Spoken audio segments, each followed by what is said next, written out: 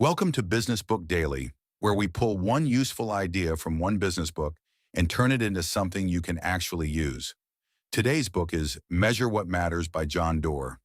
Doerr is a venture capitalist, longtime Kleiner Perkins partner, an early investor in companies including Google, Amazon, and Intuit. Before we get into the book, today's episode is sponsored by commissiononly.com. Want to sell more without adding fixed sales salaries? Many companies hire commission-only reps, experienced sellers who get paid only when they produce. Post your opportunity on commissiononly.com and get in front of motivated reps who are already looking for performance-based roles. That's commissiononly.com. Now back to Measure What Matters. The big idea is simple. Teams perform better when they define what matters most, turn big goals into measurable results, and review progress often. That sounds basic. But most companies make goals harder than they need to be. They have too many goals, vague goals, hidden goals, goals buried in a deck nobody opens after the kickoff meeting, goals that sound impressive but do not tell anyone what to actually do. Measure What Matters shows how OKRs can fix that. OKR stands for Objectives and Key Results. An objective says what you want to accomplish. Key results define how you will know whether you accomplished it. The objective gives direction. The key results create evidence. That matters because focus is a leadership tool. When everyone knows the few outcomes that matter most, teams make better decisions. They avoid wasted effort. They can see how their work connects to the larger mission. Without that clarity, organizations can get very busy without getting much closer to the result. And busy but unclear is basically the corporate version of running on a treadmill while holding a spreadsheet. The first lesson is that objectives define the direction. A good objective should be clear, meaningful, and easy to understand. It tells the team where to aim. A strong objective does not sound like a task list. It describes an important outcome the business wants to achieve. For example, send 3 customer emails is not a strong objective. That is an activity. Improve customer retention is closer to an objective because it describes the outcome the team wants. The difference matters. Activities tell people what to do. Objectives tell people what result matters. The second lesson is that key results make progress measurable. Key results turn ambition into evidence. They should be specific enough that the team can tell whether it is winning, falling behind, or drifting. For example, if the objective is to improve customer retention, a key result might be reducing churn from 6% to 4%. If the objective is to improve sales efficiency, a key result might be increasing the demo-to-close rate from 18% to 25%. If the objective is to improve onboarding, a key result might be cutting onboarding time from 14 days to 7 days. The point is not to make goals sound more mathematical for fun. The point is to make progress visible. If a key result cannot be measured, it will be hard to manage. The third lesson is that focus beats scattered effort. OKRs work best when teams choose a small number of priorities. That can be uncomfortable because many organizations want every goal to feel equally important. But when everything is a priority, priority becomes a decorative word. Too many goals weaken attention. People spend their days reacting, switching, updating, checking, joining calls, sending notes, and somehow still wondering why the most important work is not moving. The point of OKRs is not to capture every activity. The point is to decide what deserves real focus now.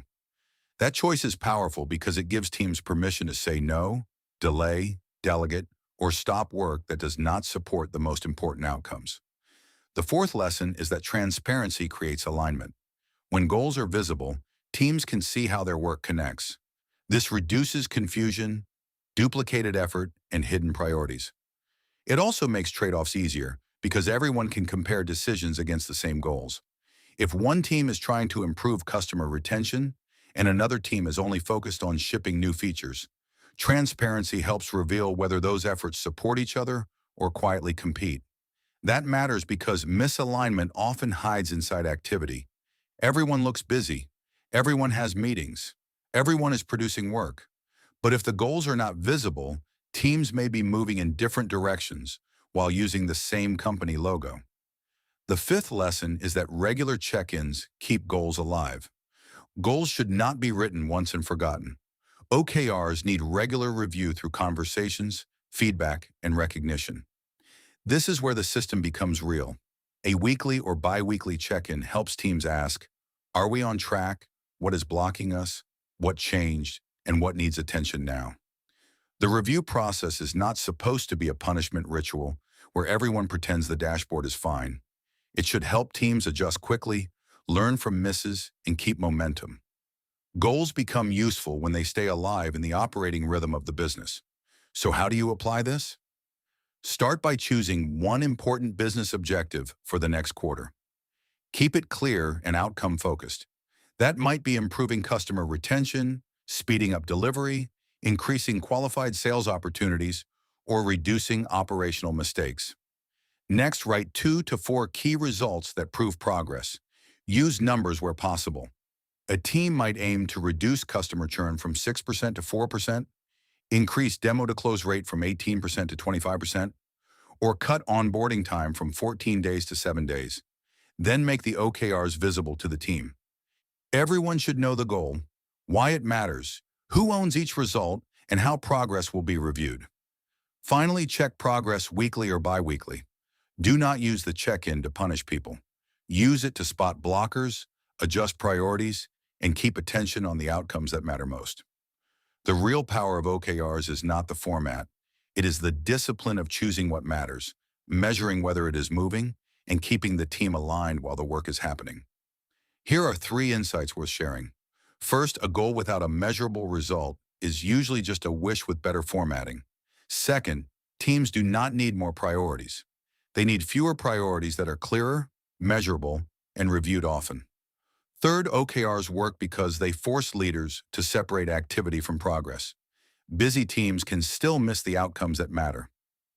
Measure What Matters is worth reading if you lead a company, team, or department and need a clearer system for setting goals and tracking progress. It is also useful if you want to understand how OKRs can improve focus, alignment, accountability, and execution. You might skip it if you want a general leadership memoir instead of a practical goal-setting framework. Today's closing sponsor is memoirghostwriting.com. Many of the best business books begin as ideas leaders have been refining for years, frameworks, philosophies, and lessons learned the hard way. Writing the book forces those ideas into clear form, and once they're on the page, they can travel far beyond a single conversation or presentation. At memoirghostwriting.com, we write memoirs and business books for entrepreneurs, founders, executives, and industry experts. We handle the interviews, structure, writing, editing, design, and publishing so the final product is polished, professional, and built around your voice. If you've ever thought about what a business book could do for your authority, speaking, consulting, lead generation, or legacy, visit memoirghostwriting.com. That's it for today's Business Book Daily. One book, one useful idea, and one smarter way to build.